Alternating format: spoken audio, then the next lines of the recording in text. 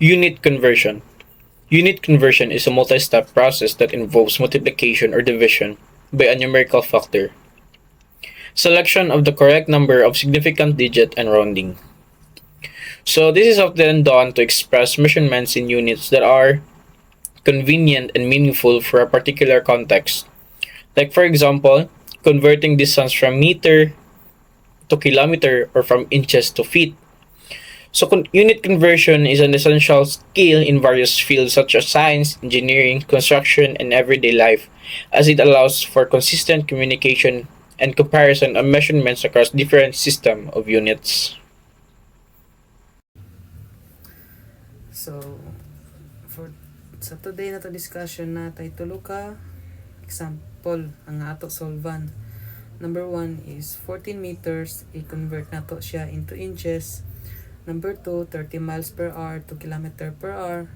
Then last, number 3, 23 meters squared to feet squared. So, kadayon na ta. Okay. So, for number 1, given na to 14 meter 2 feet 2 inches. So, ang 14,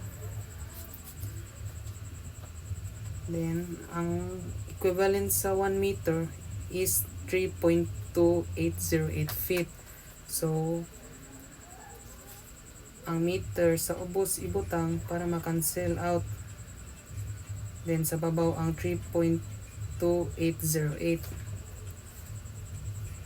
Then after ana, convert na to ang feet 2 inches butang. Then sa ubos na pod ang 1 feet. Ang babaw 12 inches para ma-cancel out ang feet. So i-total na to na tanan ato i-multiply. The answer is 551.1744 inches. Muna ang sa number 1.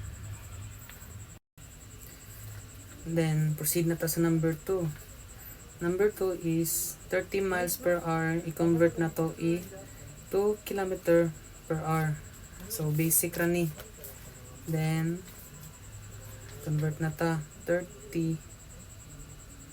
Ang 1 mile is equivalent to 1.609 kilometer.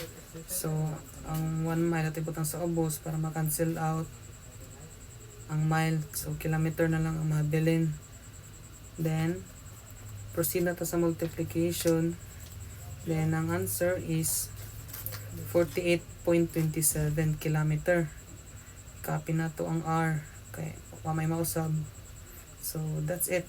Manang answer sa number 2. Then, proceed na to sa number 3. Number 3, sayon rapod ni, pero nalay squared. So, muna yung ato isolve karon.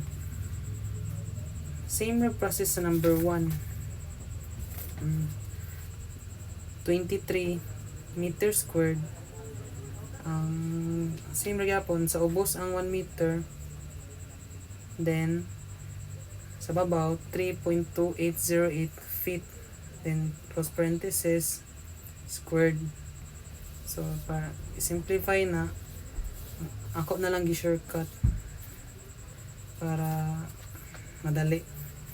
So 3.2808 times itself is 10.764. Then 10.764 times 23 is equal to 247.564 feet squared. So more na siya guys. And that's all for this topic. I hope na mo yung nahibaw ang bisag gamay lang. So that's it. Thank you.